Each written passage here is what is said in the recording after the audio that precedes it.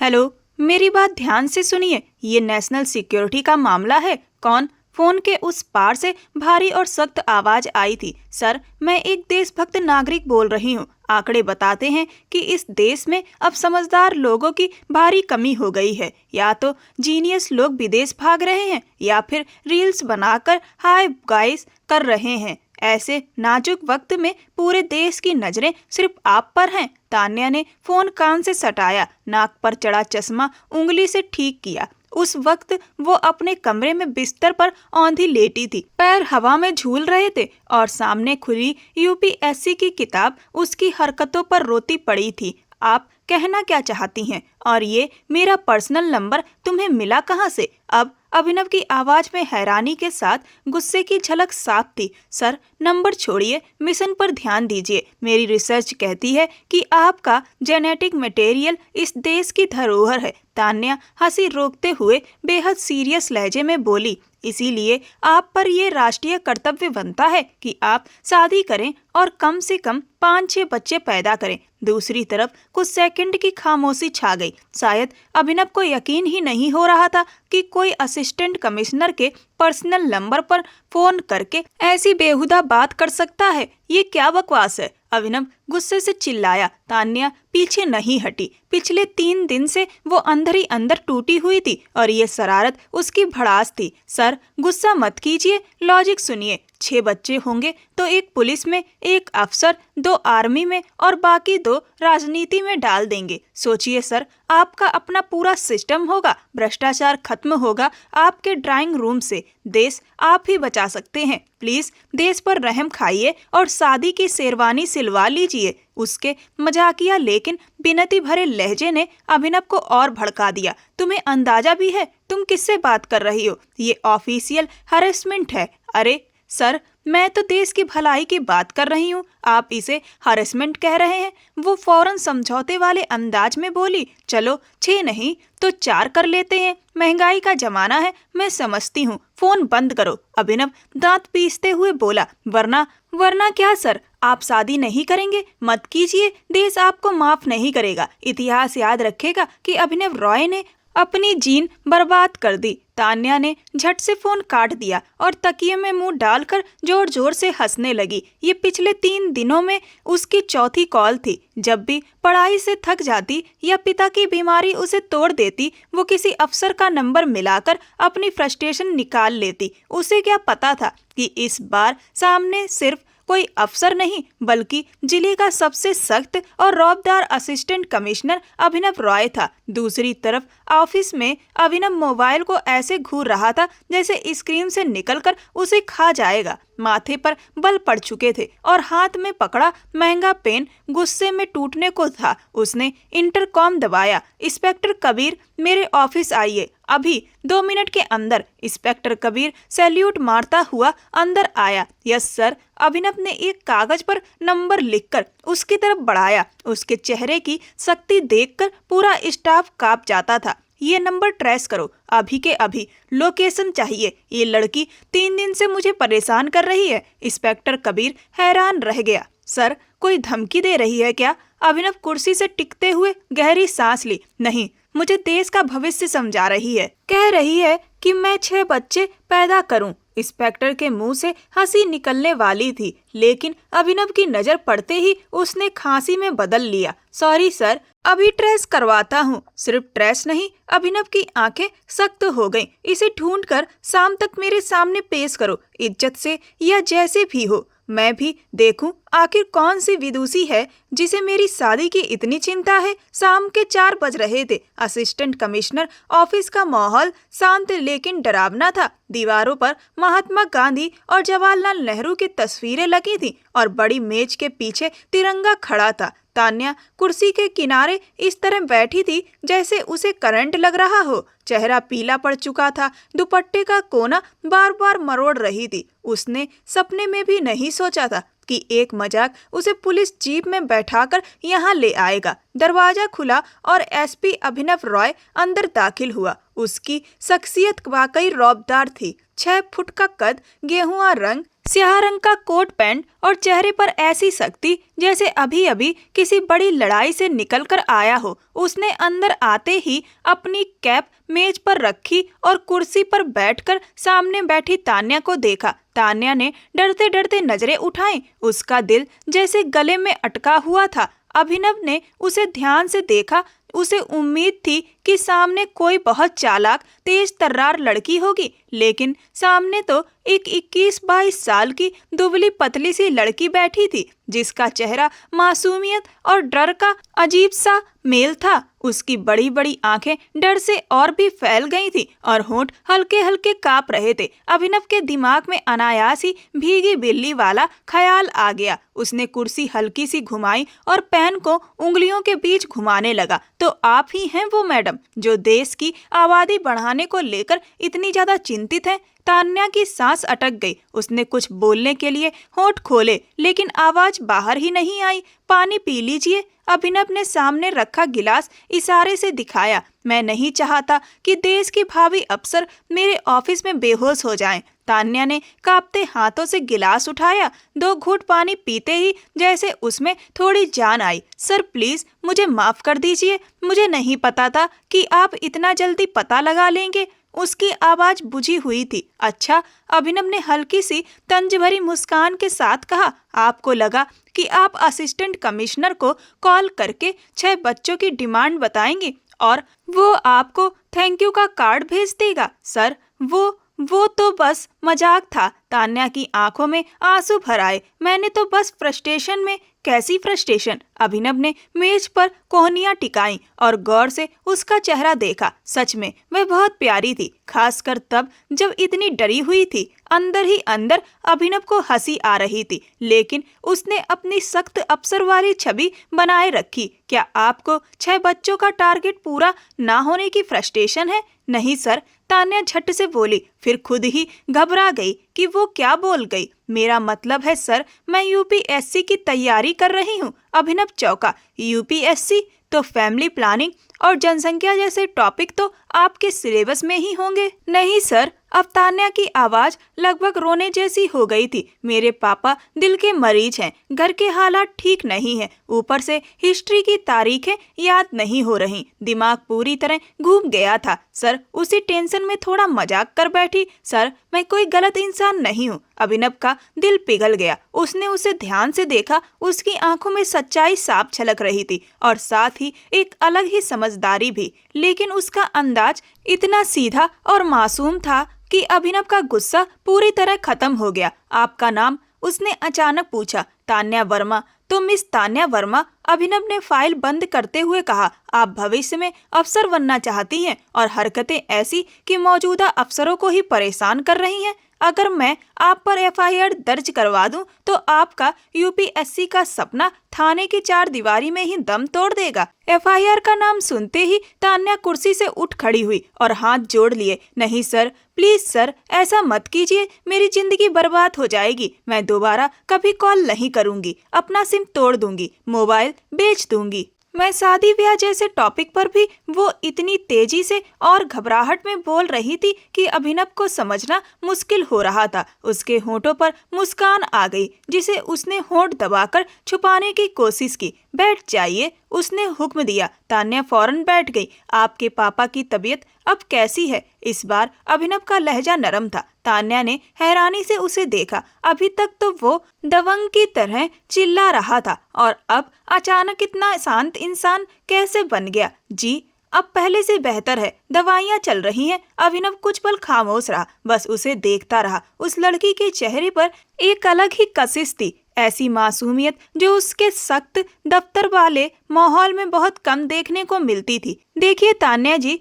UPSC की तैयारी के लिए किताबों में सिर खपाना पड़ता है, अफसरों के सिर में दर्द करना इसका तरीका नहीं है। जी सर, आगे से पक्का नहीं करूंगी। उसने सच में अपने कान पकड़ लिए। अभिनव हंस पड़ा, इस बार खुलकर। उसकी मुस्कान ने तान्या के दिल की धड़कनें तेज कर दी। उसने मन ही मन सोचा, ये सख्त अफसर हंसता हुआ तो बिल्कुल हीरो लगता है। जाइए, मैं आपको छोड़ देता हूँ, लेकिन एक शर्त पर। तान्या की आंखें उम्मीद से चमक उठी। जी सर, जो कहेंगे मंजूर है, बस 6 बच्चे पैदा करने वाली शर्त मत रखिएगा, वो फट से बोल गई। अभिनव फिर हंस पड़ा। शर्त ये है कि आप मुझे दोबारा कॉल तब करेंगी जब आपका यूपीएससी क्लियर हो जाएगा, तब हम किसी और मुद्दे पर गंभीर बातचीत करेंगे, बिना बच्चों वाले टॉपिक के। मंजूर? तान्या के चेहरे पर बड़ी सी मुस्कान फैल गई, जिससे उसका गोल मटोल सा चेहरा और भी प्यारा लगने लगा। मंजूर है सर, 100% मंजूर है।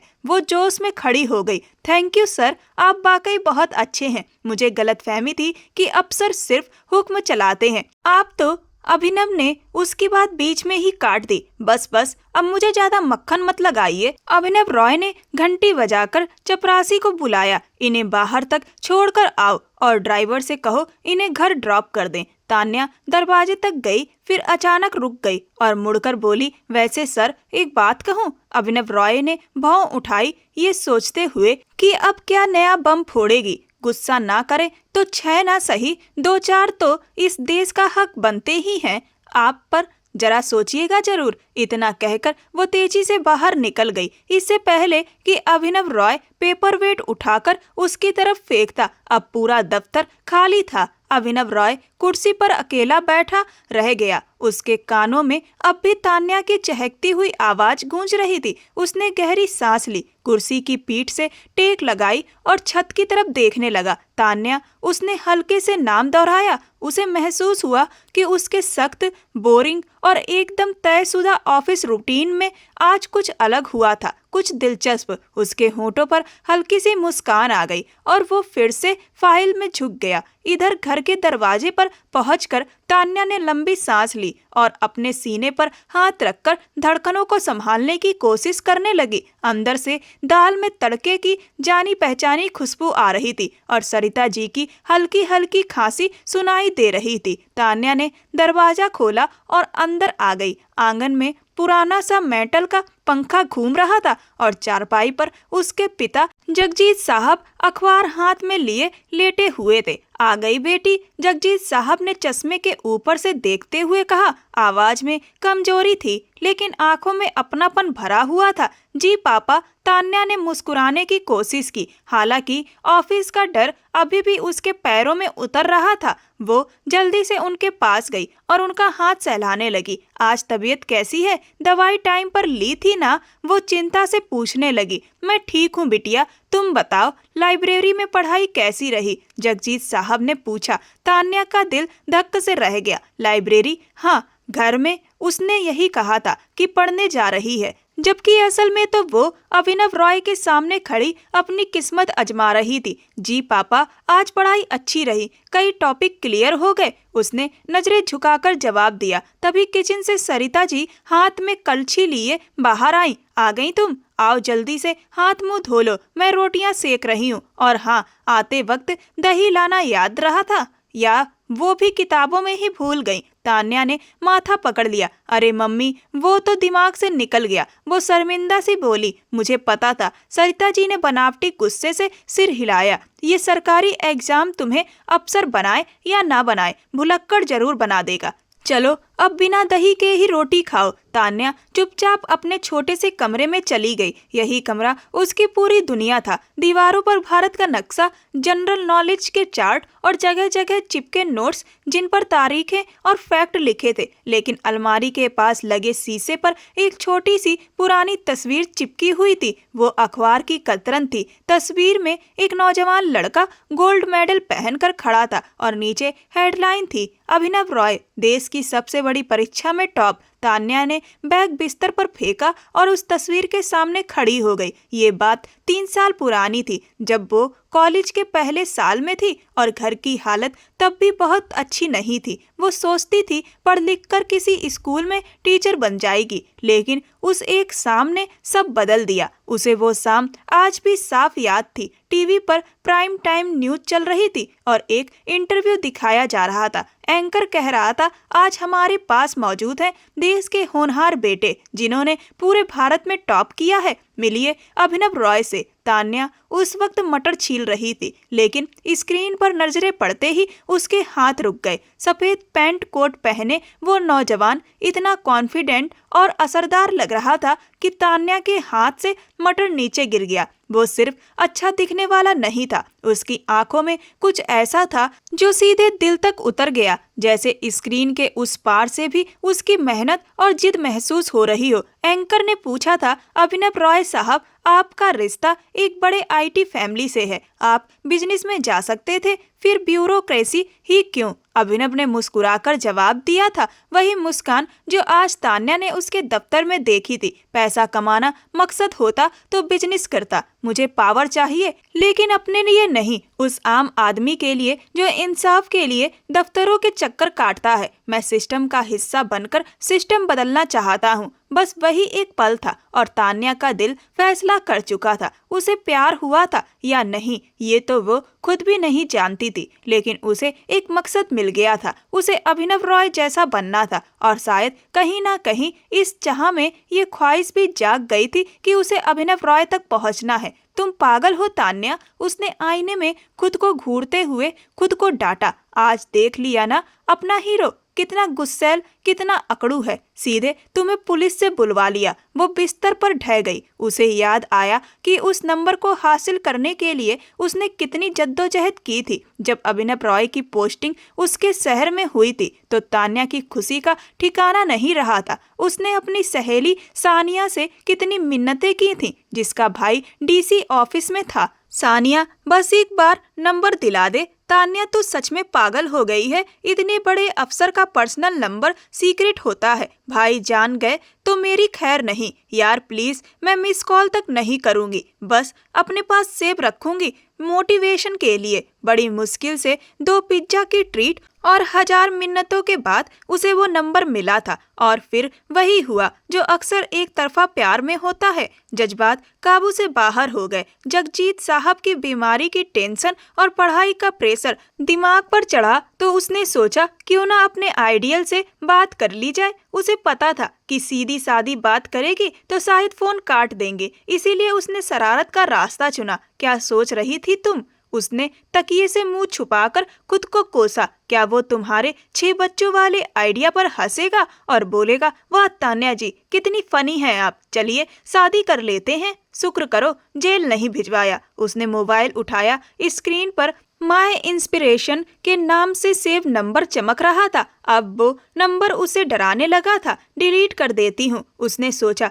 उंगली डिलीट ऑप्शन तक गई, लेकिन रुक गई। दिल नहीं माना। नहीं, डिलीट नहीं करूंगी। बस अब कभी कॉल नहीं करूंगी। अब सिर्फ तब मिलूंगी जब मैं खुद ऑफिसर बन जाऊंगी। मिस्टर अभिनव रॉय, अगली बार जब हमारा आमना सामना होगा तो मैं कुर्सी के इस तरफ नहीं बल्कि बराबर में बैठूंगी। उसने आंसू पोंछे और किताब उठा ली। आज की बेइज्जती ने उसका हौसला नहीं तोड़ा था, बल्कि और मजबूत कर दिया था। शहर के दूसरे सिरे पर ऑफिशियल रेजिडेंस का माहौल बिल्कुल अलग था। एक पुरानी ब्रिटिश टाइम की कोठी जिसके आंगन में रात रानी की खुशबू फैली हुई थी। चारों तरफ सन्नाटा था। बस गेट पर खड़े गार्ड्स के जूतों की आवाज कभी कभी सुनाई देती थी। अभिनव रॉय अपने बेडरूम से लगी छोटी सी स्टडी में बैठा था। उसने आरामदायक ट्राउजर और टी शर्ट पहन रखी थी। सामने कॉफी का मग भाप छोड़ रहा था और लैपटॉप की स्क्रीन पर अगले दिन की मीटिंग्स का एजेंडा खुला था। लेकिन अभिनव रॉय का ध्यान वहां नहीं था। वो कुर्सी पर पीछे टिककर छत को घूर रहा था। उसके कानों में अब भी वो घबराई हुई आवाज गूंज रही थी, सर, इस देश को आप ही बचा सकते हैं। शादी कर लीजिए और 6 बच्चे पैदा कीजिए। अभिनव के होंठों पर अनायास मुस्कान फैल गई। उसकी जिंदगी बहुत मशीन जैसी थी। सुबह उठना, जिम, दफ्तर, फाइलें, मीटिंग्स, प्रोटोकॉल, शाम को थककर घर और फिर अकेलापन। लोग उससे सलाम करते थे, उससे डरते थे या उससे काम निकलवाना चाहते थे। कोई उसे इंसान समझकर बात नहीं करता था। यहाँ तक कि उसके अपने घर वाले भी जो दिल्ली में रहते थे, उनसे बातचीत भी बस औपचारिक होती थी। अभिनव, शादी कब कर रहे हो? फला मंत्री की बेटी का रिश्ता आया है या फिर प्रमोशन कब हो रही है? किसी ने कभी ये नहीं कहा था कि आप भी इंसान हैं, अकेले हो जाते होंगे? उसने मेज पर रखे मोबाइल को देखा।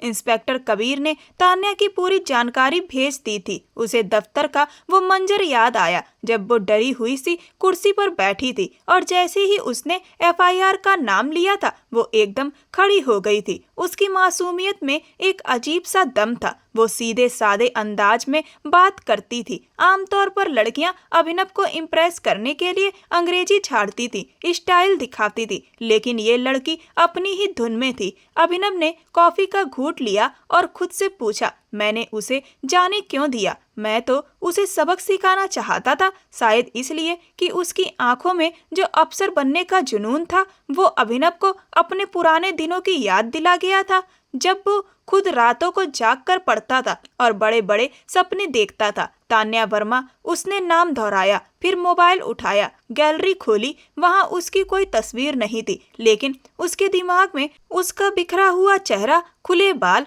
और बड़ी बड़ी डरी हुई आंखें साफ थीं। उसने सोचा, क्या वो दोबारा कॉल करेगी? नहीं, जिस तरह डरकर भागी थी, शायद अब कभी फोन नहीं करेगी। अभिनव को हल्की सी मायूसी महसूस हुई। ये एहसास उसके लिए नया था। वो क्यों चाहता था कि कोई उसे परेशान करे?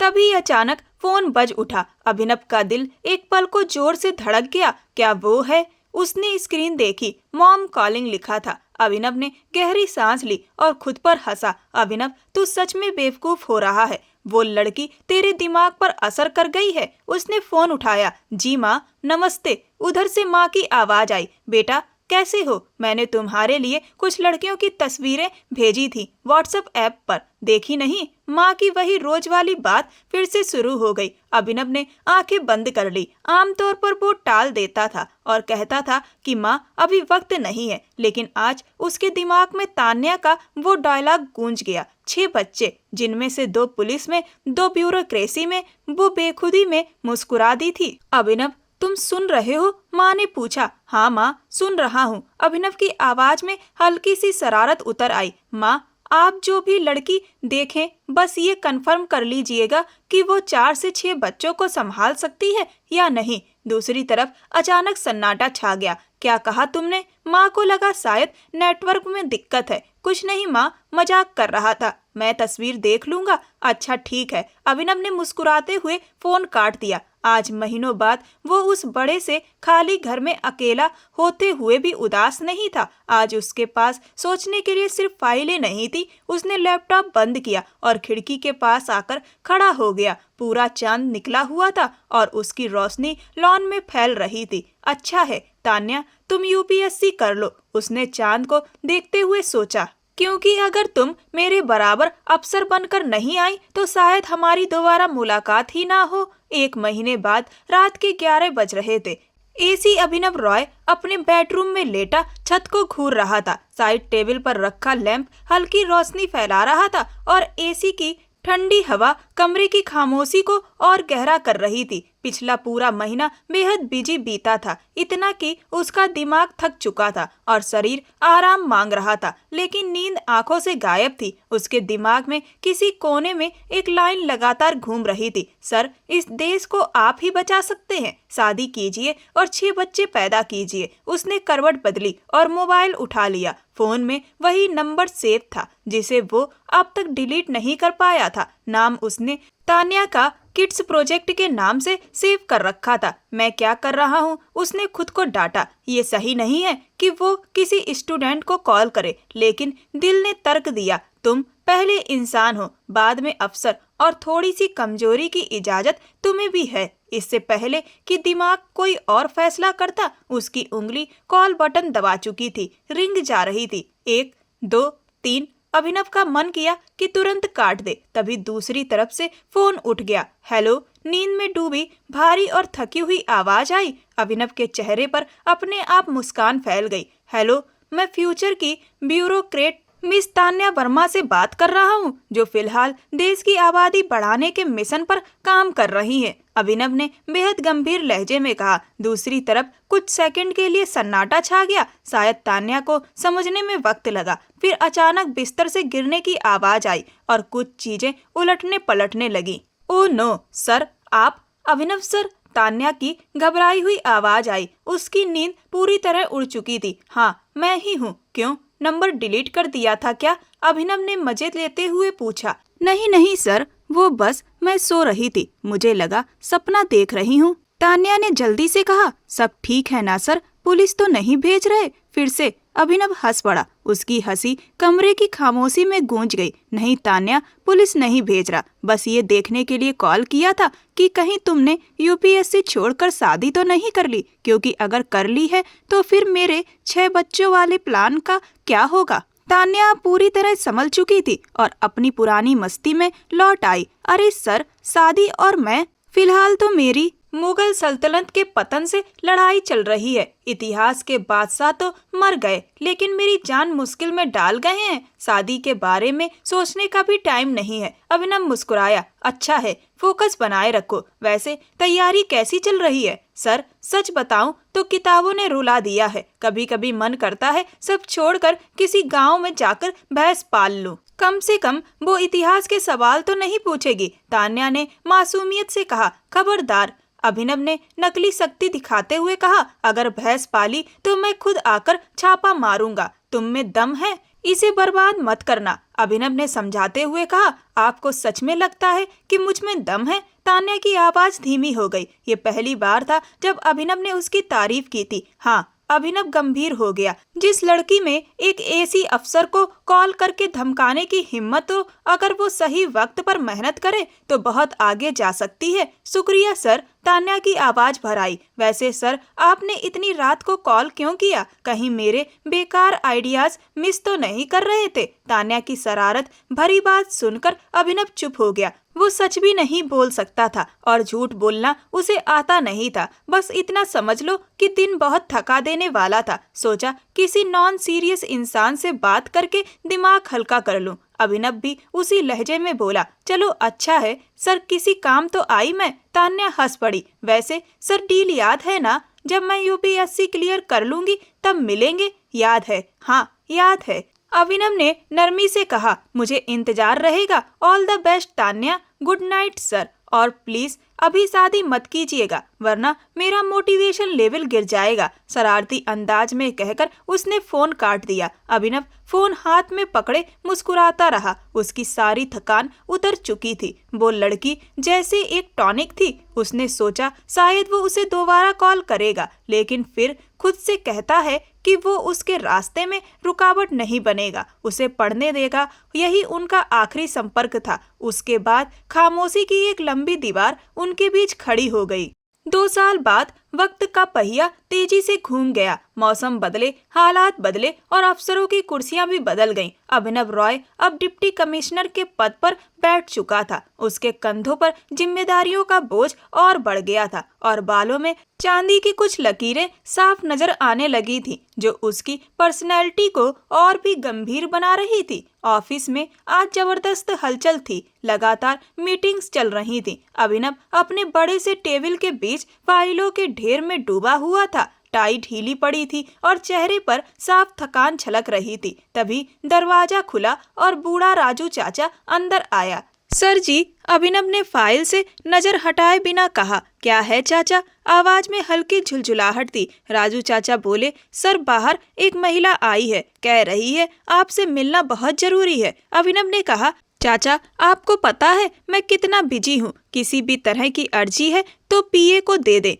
राजू चाचा थोड़ा हिचकिचाए। सर, मैंने कहा था, लेकिन वो कह रही है कि पर्सनल मामला है और सिर्फ आपसे ही मिलेगी। बड़ी मॉडर्न सी है सर, देखने से सरकारी अफसर लगती है। अभिनव ने घड़ी देखी। दोपहर के 2 बज रहे थे। ठीक है, उनसे कहो थोड़ा इंतजार करें, ये फाइल निपटा लूं, फिर बुलाता हूँ। जैसे तैसे कहकर उसने बात खत्म की। राजू चाचा चले गए और अभिनव फिर से फाइलों में उलझ गया। एक फाइल, दूसरी फाइल, फोन कॉल्स, अधिकारियों से बहस, वक्त का पता ही नहीं चला। करीब 1 घंटा गुजर गया। अचानक उसकी नजर दीवार घड़ी पर पड़ी। 3 बजने वाले थे। ओह शिट, अभिनव ने अब तक बाहर बैठी होगी। उसने तुरंत घंटी बजाई। राजू चाचा दौड़ते हुए आए। चाचा, वो महिला चली गई क्या? नहीं सर, वहीं बैठी है। बड़ी सब्र वाली है, एक बार भी नहीं पूछा कि कब बुलाओगे। अभिनव को शर्मिंदगी महसूस हुई। उन्हें फौरन अंदर भेजो। कुछ ही पल बाद दरवाजा खुला। बूटों की टकटक से कमरे की खामोशी टूट गई। अभिनव ने फाइल बंद की और नजर उठाई और फिर देखता ही रह गया। दरवाजे पर एक महिला खड़ी थी। सादा कॉटन की साड़ी, मैरून रंग का हाफ कॉटन की जैकेट और हाथ में बंधी मेटल की घड़ी, कंधे पर सलीके से टंगा बैग और आंखों पर वही चश्मा, लेकिन अंदाज पूरी तरह बदला हुआ। ये वही सहमी हुई लड़की नहीं थी जो कभी दुपट्टे को मरोड़ती रहती थी। ये आत्मविश्वास से भरी हुई शख्सियत थी जिसके खड़े होने के अंदाज में ही अफसराना रौब झलक रहा था। अभिनव अपनी कुर्सी से उठ खड़ा हुआ। जुबान जैसे साथ छोड़ गई। वो पहचान तो गया था लेकिन यकीन नहीं हो पा रहा था। महिला के चेहरे पर हल्की सी जानी पहचानी मुस्कान थी। वो चलते हुए टेबल के सामने आकर रुकी। नमस्ते सर, क्या मैं अंदर आ सकती हूँ? आवाज वही थी लेकिन अब उसमें डर नहीं था, ठहराव था। अभिनव के मुंह से अपने आप निकल पड़ा, तुम? वो खिलखिलाकर हंस पड़ी। उस हंसी ने 2 साल का फासला एक पल में मिटा दिया। सर, अपना परिचय देने की इजाजत चाहूंगी। उसने सीधी खड़ी होकर हल्का सा सैल्यूट किया। Assistant commissioner Tanya. Abhinav table के चारों ओर घूमकर उसके पास आ गया। आंखों में हैरानी, खुशी और गर्व एक साथ उमड़ रहे थे। Tanya, assistant commissioner Tanya. उसने ऐसे कहा जैसे अब भी यकीन न आ रहा हो। तुमने सच में कर दिखाया। जी सर। तान्या की आंखों में हल्की सी नमी चमक गई। आपने ही तो कहा था, याद है ना, दोबारा तभी मिलना जब कॉलीग बन जाऊं। मैंने बस आपकी बात मानी है। अभिनव मुस्कुराया, सिर हिलाया। मुझे अब भी यकीन नहीं हो रहा, जो लड़की कभी 6 बच्चों की प्लानिंग कर रही थी आज मेरे सामने असिस्टेंट कमिश्नर बनकर खड़ी है। ये सब कैसे हुआ? बैठो बैठो। तान्या ने कुर्सी की तरफ इशारा किया। आज भी खड़ा ही रखने का इरादा है क्या? 1 घंटा तो बाहर बिठाकर सजा दे ही चुके हैं। तान्या अपने खास अंदाज में बोली। अरे नहीं, आई एम सॉरी। अभिनव तुरंत संभला। प्लीज बैठो, मुझे अंदाजा नहीं था कि बाहर तुम हो। दोनों कुर्सियों पर बैठ गए। अभिनव अपनी कुर्सी पर नहीं बैठा बल्कि सामने वाली विजिटर चेयर खींचकर तान्या के सामने बैठ गया। ये उसके लिए बहुत बड़ा सम्मान था। तो बताओ, ये सफर कैसे तय हुआ? उसने दिलचस्पी से पूछा। मुझे तो लगा था 2-4 दिन का जोश होगा, फिर ठंडा पड़ जाएगा। तान्या ने गहरी सांस ली। सर, सच बताऊं तो कई बार जोश ठंडा भी पड़ा। कई रातें ऐसी थी जब मैं रोती थी, लगता था मुझसे नहीं होगा। पापा की तबीयत भी बीच में खराब हो गई, घर के हालात भी बिगड़ गए। एक बार तो मैंने किताबें पैक करके रख दी थी, वो बोलती चली गई। अभिनव ध्यान से सुन रहा था। फिर मुझे आपका वो जुमला याद आया। तान्या ने उसकी आंखों में देखा। आपने कहा था कि अगर मैंने थाने का चक्कर लगाया तो मेरा अफसर बनने का सपना वहीं खत्म हो जाएगा। वो बात मुझे बहुत चुभी थी। मैंने ठान लिया था कि उस सख्त अफसर के सामने खुद को साबित करके रहूंगी कि मैं मजाक नहीं हूँ, मैं हकीकत हूँ। अभिनव हंस पड़ा। तो मेरा रौब तुम्हारे काम आ गया? बिल्कुल। और वो जो आपने 1 महीने बाद कॉल की थी ना? तान्या बोली। उस कॉल ने मुझे टूटने से बचा लिया। उस दिन मैं सच में हार मानने वाली थी। आपने कहा था कि मुझ में पोटेंशियल है। बस वही एक लाइन मेरे लिए फ्यूल बन गई। अभिनव रॉय संजीदा हो गया। तुम्हें पता है तान्या, इन 2 सालों में शायद ही कोई ऐसा हफ्ता गुजरा हो जब मैंने तुम्हें याद ना किया हो। तान्या चुप रही। अभिनव ने मेज पर रखा पेपर वेट घुमाया। कई बार दिल किया कि नंबर मिला लूं, पूछूं कि जिंदा भी हो या किताबों ने निगल लिया, लेकिन फिर सोचा कि अगर मैंने कांटेक्ट किया तो तुम डिस्ट्रैक्ट हो जाओगी। मैं तुम्हारा फोकस खराब नहीं करना चाहता था। तान्या हल्के से मुस्कुरा दी। मैं भी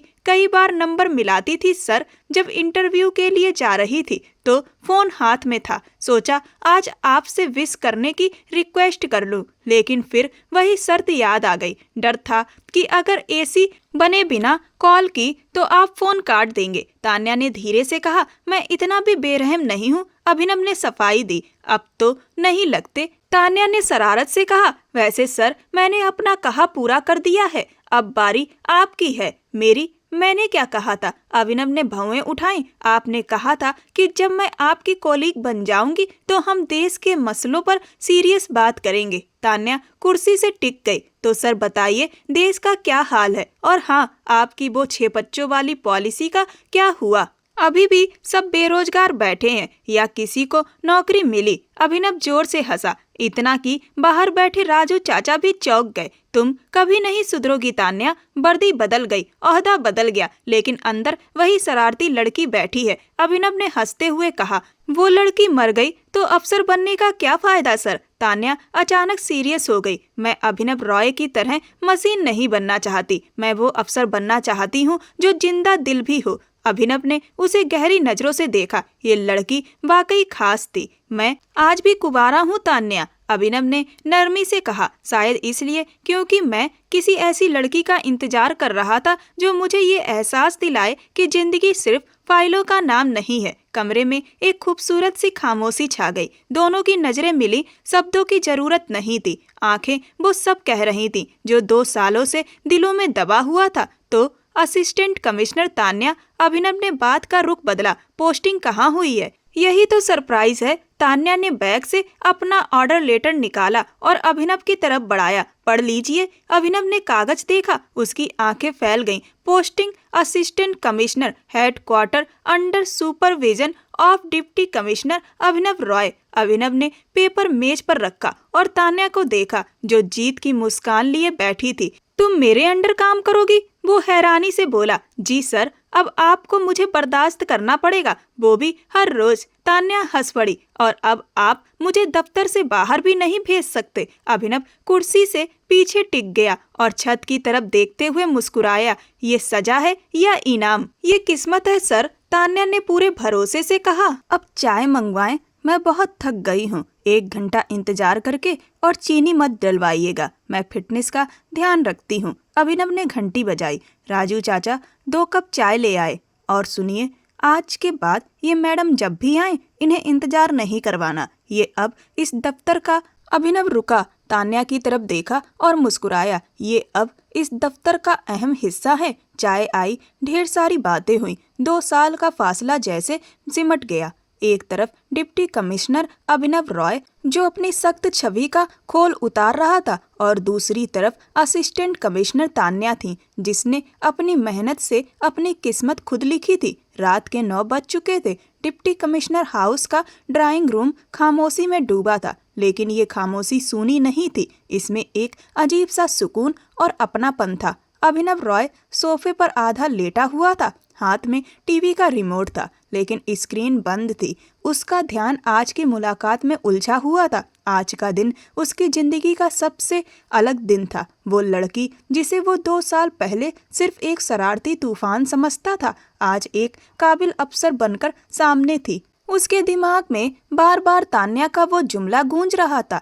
सर अब आपको मुझे बर्दाश्त करना पड़ेगा, वो भी हर रोज। अभिनव के होंठों पर अपने आप मुस्कान आ गई। उसने सोचा कल दफ्तर में उसका रवैया कैसा होगा, ज्यादा सख्त या थोड़ा नरम। कहीं तान्या स्टाफ के सामने 6 बच्चों वाली बात ना छेड़ दे। ये सोचकर वो अकेला ही हंस पड़ा। तभी मेज पर पड़े मोबाइल की घंटी बजी। वो चौंका, स्क्रीन देखी, माँ कॉल कर रही थी। अभिनव ने गहरी सांस ली और खुद को संभाला। चेहरे पर मुस्कान भले न दिखे, लेकिन माँ का दिल सब समझ जाता है। उसने फोन उठाया। नमस्ते माँ, कैसी हैं आप? दूसरी तरफ से प्रभा जी की भरी हुई आवाज आई। नमस्ते। वह डिप्टी कमिश्नर साहब, माँ तो याद आ गई। मैं तो सोच रही थी अखबार में इश्तिहार देना पड़ेगा, तब कहीं बेटा याद करेगा। अभिनव ने प्यार से कहा। अरे माँ, आप भी ना।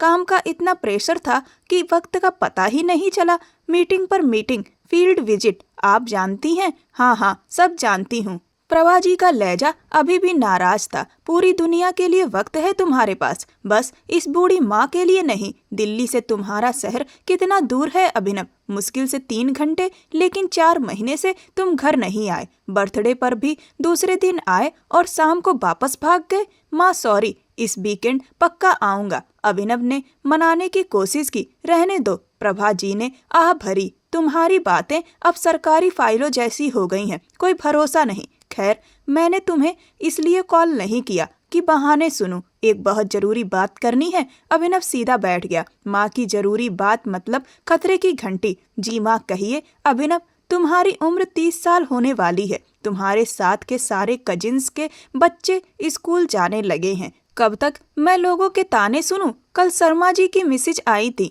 अपनी भांजी की फोटो दिखा रही थी, विदेश से पढ़कर आई है, अच्छा घराना है, तुम्हारे पापा के जानने वाले हैं। मैंने हाँ कर दी है। अभिनव का दिल बैठ सा गया। दिमाग से तान्या का ख्याल एक झटके में गायब हो गया और हकीकत सामने खड़ी थी। माँ, मैंने आपसे 1000 बार कहा है कि प्लीज मेरे लिए रिश्ते देखना बंद कर दीजिए। मैं अभी शादी के मूड में नहीं हूँ। तो कब होगा मूड? प्रभा जी का पारा चढ़ गया। जब मैं मर जाऊंगी तब। मैं तुम्हारी खुशी अपनी आंखों से देखना चाहती हूँ अभिनव। मुझे इस घर में रौनक चाहिए, बहू चाहिए, पोते पोतियाँ चाहिए। तुम क्यों नहीं समझते? आखिर कमी क्या है इन रिश्तों में? खूबसूरत लड़कियां हैं, अच्छे घर की हैं, पढ़ी लिखी हैं। मसला लड़कियों का नहीं है माँ, मसला मेरी पसंद का है। अभिनव ने बेजारी से कहा। तो बता दो अपनी पसंद। प्रभा जी ने लगभग चुनौती देते हुए कहा। अगर कोई लड़की है तुम्हारी नजर में तो बताओ, आज ही रिश्ता लेकर चल पड़ेंगे। लेकिन मुझे पता है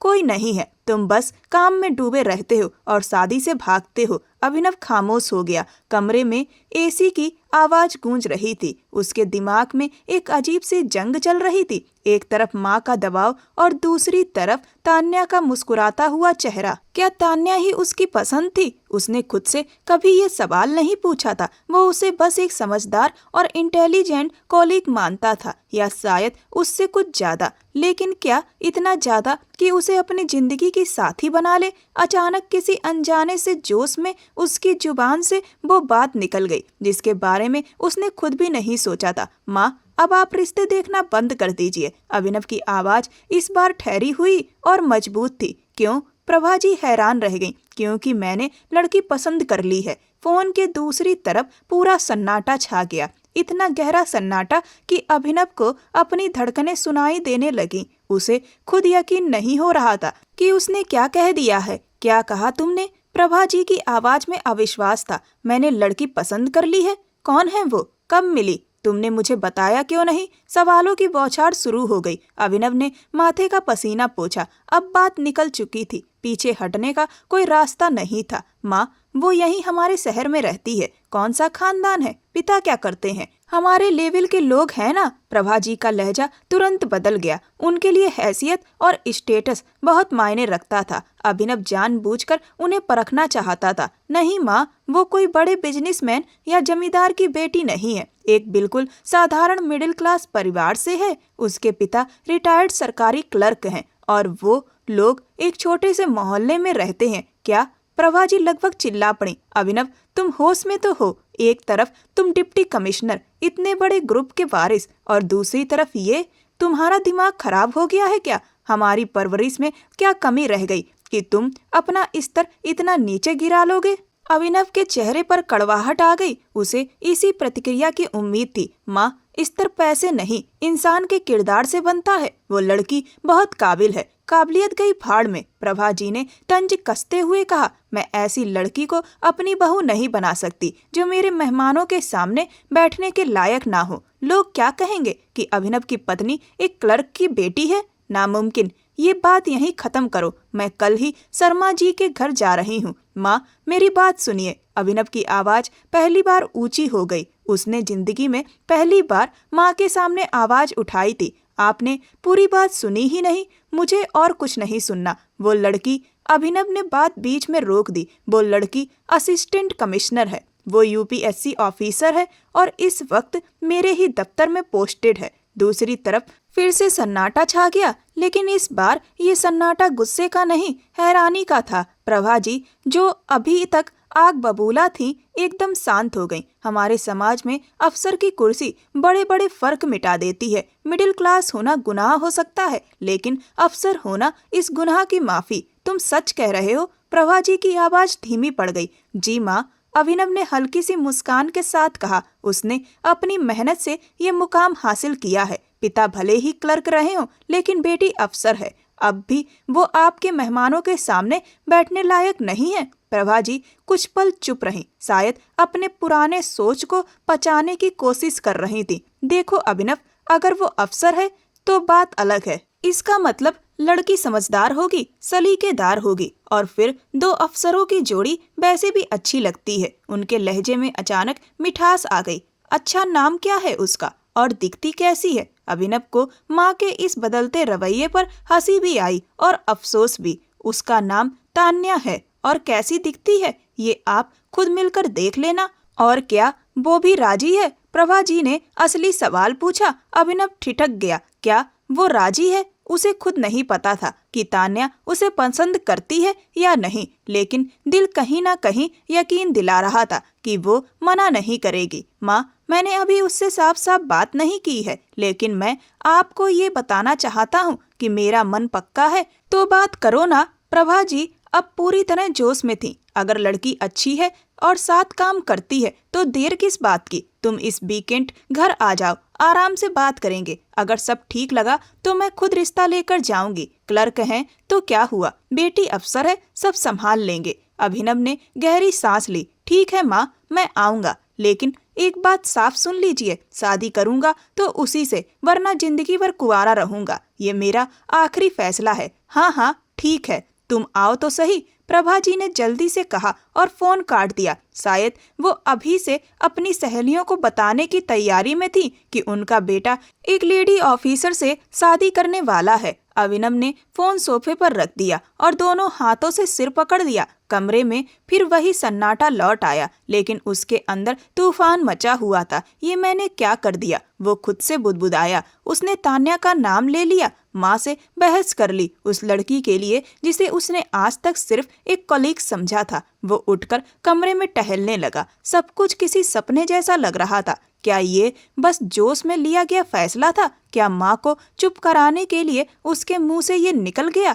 नहीं, अभिनव ऐसा इंसान नहीं था जो अपने जज्बातों को लेकर झूठ बोले। वो खिड़की के पास जाकर खड़ा हो गया, जहां से लॉन साफ साफ दिख रहा था। आज उसे समझ आया कि पिछले 2 सालों से जो खालीपन वो महसूस कर रहा था वो असल में तान्या की कमी थी। वो लड़की जिसने उसे दोबारा हंसना सिखाया था, जिसने उसे ये बताया था कि अफसरी से आगे भी एक जिंदगी होती है। उसे याद आया कि कैसे वो उसकी कॉल का इंतजार करता था, कैसे आज उसे देखकर उसका दिल अचानक तेज धड़कने लगा था। तो क्या यही प्यार है? उसने शीशे में अपने ही अक्स से पूछा। मिस्टर डीसी अभिनव, आपको इश्क हो गया है और आपको खबर तक नहीं हुई? उसके होठों पर एक सुकून भरी मुस्कान फैल गई। ये जो हैरानी थी वो धीरे धीरे एक मीठे एहसास में बदल रही थी। उसे लगा जैसे उसकी मंजिल मिल गई हो, लेकिन तभी एक डर ने उसे जकड़ लिया। क्या तान्या भी ऐसा ही सोचती होगी? वो तो हर बात मजाक में लेती है। अगर उसने मना कर दिया तो? अभिनव के दिल में एक झटका सा लगा। नहीं अभिनव, हिम्मत नहीं हारनी। तुमने सिविल सर्विस शुरू की, एक पूरा जिला संभाल रहे हो। एक लड़की से बात करना कौन सा मुश्किल है? उसने तय किया कि वो तान्या से बात करेगा, लेकिन अफसर बनकर नहीं, अभिनव बनकर। उसने फिर से मोबाइल उठाया और तान्या का नंबर निकाला। अंगूठा कॉल बटन पर था, लेकिन रुक गया। नहीं, अभी नहीं, अभी बहुत जल्दी है। पहले उसे सेटल होने दो, पहले उसे जानने दो कि अभिनव असल में कौन है। उसने मोबाइल वापस जेब में रखा और लाइट बंद कर दी। अंधेरे में लेटते ही आंखें बंद की तो तान्या का मुस्कुराता हुआ चेहरा सामने आ गया। तान्या वर्मा, उसने हल्की आवाज में कहा, तुम्हें अंदाजा भी नहीं है कि आज तुमने क्या कर दिया है। तुमने उस पत्थर दिल अफसर को पिघला दिया है। अब तैयार रहना, क्योंकि अभिनव जब कोई फैसला कर लेता है तो उसे पूरा करके ही मानता है। उसी रात अभिनव बहुत सुकून की नींद सोया। अब उसकी जिंदगी का मकसद सिर्फ सिस्टम ठीक करना नहीं था, बल्कि अपनी जिंदगी में भी थोड़ा सा शरारती सिस्टम लाना था जो उसके घर को सच में घर बना सके। मानसून की पहली बारिश ने पूरे शहर का मिजाज बदल दिया था। मौसम विभाग ने तेज बारिश की चेतावनी दी थी और डीसी अभिनव ने सभी असिस्टेंट कमिश्नरों को अलर्ट पर रखा हुआ था। शहर के बाहरी इलाके में बना पुराना लेकिन खूबसूरत सरकारी रेस्ट हाउस उस वक्त एकदम शांत था। रेस्ट हाउस एक ऊंची जगह पर था जहां से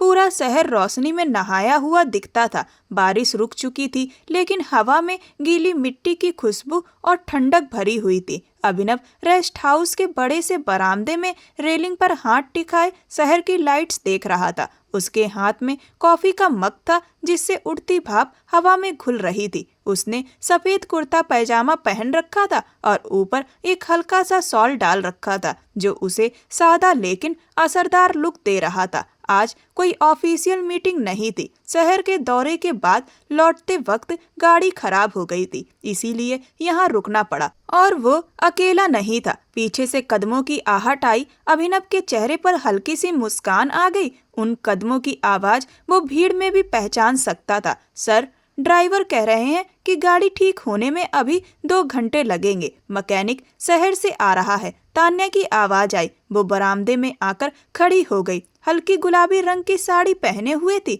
बारिश की वजह से उसके बाल थोड़े गीले होकर माथे पर चिपके हुए थे। हाथ में फाइल थी, अभी भी ड्यूटी मोड में। अभिनव ने मुड़कर उसे देखा। तान्या, गाड़ी ठीक हो जाएगी, फाइल रख दो। उसके लहजे में आज अलग सी नरमी थी। अभी हम ड्यूटी पर नहीं हैं। तान्या थोड़ी झिझकते हुए पास खड़ी हो गई। जी सर, वैसे मौसम बहुत अच्छा हो गया है ना? हाँ, बहुत अच्छा। अभिनव ने उसे गहरी नजरों से देखते हुए कहा। बिल्कुल वैसा ही जैसा मैं चाहता था। तान्या ने नजरें झुका लीं। अभिनव की नजरों की गर्मी उसे उलझन में डाल रही थी। पिछले कुछ दिनों से उसका रवैया बदला बदला सा था। वो अब डांटता नहीं था, बल्कि अक्सर ऐसे देखता था जैसे कुछ कहना चाहता हो। आओ, यहाँ बैठो। अभिनव ने पास रखी कुर्सियों की तरफ इशारा किया। तान्या चुपचाप बैठ गई। अभिनव ने अपना मग टेबल पर रखा और उसके सामने वाली कुर्सी पर बैठ गया। तान्या वर्मा, अभिनव ने गंभीर आवाज में कहा। जी सर। तान्या का दिल जोर से धड़कने लगा। क्या कोई गलती हो गई है? तुम्हें याद है हमारी पहली मुलाकात? तान्या के चेहरे पर हल्की शर्म फैल गई। वो शर्मिंदगी में हंस दी। सर प्लीज उसे भूल जाइए। वो मेरी जिंदगी का सबसे अजीब पल था। मैं तो आज भी सोचती हूँ कि जमीन में गड़ जाऊं। अजीब? अभिनव मुस्कुराया। नहीं तान्या, वो मेरी जिंदगी का सबसे खास पल था। अगर उस दिन तुमने वो कॉल ना की होती तो शायद मैं आज भी सिर्फ फाइलों में उलझा एक सख्त अफसर होता। तान्या ने हैरानी से उसकी तरफ देखा। सर, आप क्या कह रहे हैं? अभिनव थोड़ा आगे झुका। उसकी आंखों में अब सख्ती नहीं, सिर्फ सच्चाई और अपनापन था। मैं ये कह रहा हूँ कि उस दिन मुझे तुम पर गुस्सा नहीं आया था, बल्कि मुझे तुम अच्छी लगने लगी थी। और जब तुम 2 साल बाद वापस आई एक अफसर बनकर अपने कहे के मुताबिक, तब मुझे यकीन हो गया कि ये सिर्फ इत्तेफाक नहीं। तान्या की सांस जैसे अटक गई। हवा तेज हो गई थी और पेड़ों की सरसराहट साफ सुनाई दे रही थी। तान्या, माँ का फोन आया था परसों। अभिनव ने अचानक बात बदल दी। जी, सब ठीक है ना? तान्या ने घबराकर पूछा। हाँ, सब ठीक है। माँ मेरी शादी करना चाहती हैं। अभिनव ने सीधे उसकी आंखों में देखा। तान्या को लगा जैसे किसी ने उसका दिल कसकर पकड़ लिया हो। अंदर तक अजीब सी उदासी फैल गई। वो जानती थी कि ये दिन आना ही था। अभिनव बहुत बड़ा अफसर है। उसकी शादी भी किसी बड़े घर में ही होगी। मुबारक हो सर, उसने मुश्किल से मुस्कुराते हुए कहा। आवाज थोड़ी कांप गई। कौन है खुशकिस्मत? किसी नेता की बेटी या किसी बड़े बिजनेसमैन की? अभिनव ने सिर हिलाकर मना किया। नहीं, वो ना अमीर है ना किसी बड़े खानदान से है। वो बस एक आम सी लड़की है, थोड़ी जिद्दी, थोड़ी सी पागल और बहुत प्यारी। तान्या ने नजरें चुरा ली। अच्छा, तो आपने हाँ कर दी? मैंने माँ से कहा कि लड़की तो मैंने पसंद कर ली है, लेकिन एक बात है। क्या बात है सर? तान्या ने बिना सोचे समझे पूछ लिया। हालांकि उसका मन वहां से भाग जाने का कर रहा था। बात यह है कि वो लड़की मुझसे एक बड़ी अजीब सी डिमांड करती है। अभिनव ने अपनी हंसी मुश्किल से रोकी। वो कहती है कि देश बचाने के लिए मुझे 4 से 6 बच्चे पैदा करने होंगे। अब तुम ही बताओ, क्या मुझे ऐसी लड़की से शादी करनी चाहिए? तान्या का दिमाग सुन्न हो गया। एक पल को उसे समझ ही नहीं आया कि क्या सुना है उसने। फिर अभिनव के शब्द उसके दिमाग में गूंजे। 4 से 6 बच्चे। उसने झटके से सिर उठाया। अभिनव उसे ही देख रहा था। उसकी आंखों में शरारत भी थी और प्यार भी, एक अजीब सा खूबसूरत मेल। सर, आप तान्या की आवाज लड़खड़ा गई। हाँ तान्या। अभिनव ने अपना हाथ टेबल पर रखा, जैसे उसे यकीन दिला रहा हो कि ये कोई सपना नहीं है। मैंने माँ को तुम्हारे बारे में सब बता दिया है। मैंने उनसे साफ कह दिया है कि अगर मैं शादी करूँगा तो इसी नेशनल सिक्योरिटी एडवाइजर से करूँगा, जिसने पहली बार मुझे ये एहसास दिलाया कि मैं भी इंसान हूँ, सिर्फ एक अफसर नहीं। तान्या की आंखों से अपने आप आंसू निकल आए। ये खुशी के आंसू थे। वो सपना जिसे वो नामुमकिन समझकर दिल में दबा चुकी थी, आज उसके सामने सच बनकर खड़ा था। लेकिन सर, मैं तो एक मिडिल क्लास फैमिली से हूँ, अभिनव ने प्यार से डांटते हुए कहा। बस, अब अगर क्लास व्लास की बात की ना तो मैं सच में एफआईआर करवा दूंगा। मेरे लिए तुम सिर्फ तान्या हो, वो लड़की जिसने मेरे अंदर के इंसान को छुआ है। क्या तुम? अभिनव एक पल रुका, गहरी सांस ली और मुस्कुराते हुए बोला, मिस तान्या वर्मा, क्या आप इस थोड़े से खड़ूस, बोरिंग और बहुत सख्त डिप्टी कमिश्नर को अपनी पूरी जिंदगी झेलने के लिए तैयार हैं? तान्या ने अपने आंसू पोंछे और फिर वही पुरानी शरारत उसकी आंखों में लौट आई। वो खड़ी हुई और अभिनव के सामने थोड़ी सी गंभीर बनते हुए बोली, सर, ये बहुत मुश्किल सवाल है, मुझे सोचने के लिए वक्त चाहिए। अभिनव ने भौंहें उठाई। अच्छा, कितना वक्त? देखिए सर, प्रपोजल तो अच्छा है, लेकिन मेरी कुछ शर्तें हैं। शर्तें? अभिनव भी खड़ा हो गया। अब वो उसके बहुत करीब था। बताओ, क्या शर्तें हैं? पहली शर्त, तान्या ने उंगली उठाई, घर में कोई प्रोटोकॉल नहीं चलेगा। आप ऑफिस में डीसी होंगे, घर में सिर्फ अभिनव। मंजूर है, अभिनव ने बिना एक सेकंड सोचे कहा। दूसरी शर्त, तान्या मुस्कुराई, मैं अपनी नौकरी नहीं छोड़ूंगी, हम दोनों मिलकर देश की सेवा करेंगे। 100% मंजूर। अभिनव ने एक कदम आगे बढ़ाया और तीसरी शर्त, तान्या रुक गई, उसके गाल शर्म से लाल हो गए। हाँ, तीसरी शर्त, अभिनव ने छेड़ा, कहीं जनसंख्या बढ़ाने वाला प्लान कैंसिल तो नहीं कर दिया? तान्या खिलखिलाकर हंस पड़ी। नहीं सर, वो तो मिशन है, बस शर्त ये है कि बच्चों के डायपर आप बदलेंगे, क्योंकि मैं तो देश संभालने में बिजी रहूंगी। अभिनव भी जोर से हंस पड़ा। उनकी हंसी पूरे बरामदे में गूंज गई। बाहर बारिश फिर से शुरू हो गई थी, लेकिन अब ये बारिश उदासी वाली नहीं थी, ये जश्न मना रही थी। डन, अभिनव ने कहा, आधे डायपर मैं बदलूंगा, आधे तुम, लेकिन पहले बताओ ये हाँ है ना? तान्या ने सिर हिलाया, उसकी आंखों में चमक थी। जी अभिनव, ये हाँ है, 1000 बार हाँ है। अभिनव ने आगे बढ़कर उसका हाथ थाम लिया। बारिश की बूंदें छत के किनारे गिर रही थीं। थैंक यू तान्या, मेरे इंतजार को बेकार नहीं जाने देने के लिए। मुझे नहीं पता था कि एक गलत नंबर मेरी जिंदगी की सबसे सही दिशा बन जाएगा, और मुझे नहीं पता था कि जिससे मैं डरती थी वो इतना रोमांटिक भी हो सकता है। तान्या ने हंसते हुए कहा, अभी तो बहुत कुछ जानना बाकी है मैडम। अभिनव ने आंख मारी, अभी तो हमारी टीम वर्क की शुरुआत है। तभी रेस्ट हाउस का चौकीदार दौड़ता हुआ आया। साहब जी, गाड़ी ठीक हो गई है, मैकेनिक ने स्टार्ट कर दी है। अभिनव और तान्या ने एक दूसरे को देखा और हंस पड़े। चलो, अभिनव बोला, घर चलते हैं, माँ इंतजार कर रही होंगी। मैंने उनसे कह दिया था कि शायद आज मैं बहू पक्की करके ही आऊंगा। क्या आपने आंटी को पहले ही बता दिया था? तान्या ने हैरानी से पूछा। और अगर मैं मना कर देती? अभिनव चलते चलते रुका। उसके चेहरे पर डीसी वाला कॉन्फिडेंस था। मैं अभिनव हूँ तान्या, जिस केस की फाइल खोलता हूँ उसे जीत कर ही बंद करता हूँ। मुझे पता था तुम मना नहीं करोगी। आप बड़े ही तान्या वाक्य पूरा नहीं कर पाई। हैंडसम आदमी हूँ, पता है मुझे। अभिनव ने हंसते हुए बात पूरी की और गाड़ी की तरफ बढ़ गया। तान्या ने आसमान की तरफ देखा। बारिश की बूंदें उसके चेहरे पर गिरी। जो लड़की सिर्फ सपने देखती थी, आज वो अपने सपनों के साथ घर जा रही थी। गाड़ी स्टार्ट हुई और पहाड़ी रास्ते से नीचे उतरने लगी। पीछे रेस्ट हाउस अंधेरे में खो गया, लेकिन गाड़ी के अंदर रोशनी थी, उम्मीद की, प्यार की और एक खूबसूरत थोड़ा सा हंगामेदार भविष्य की। और हाँ, शायद 4 या 6 नहीं, लेकिन देश को 2 बहुत ही समझदार और खूबसूरत बच्चे जरूर मिलने वाले थे, जो अपने माँ बाप की तरह इस देश को बेहतर बनाने का सपना देखेंगे।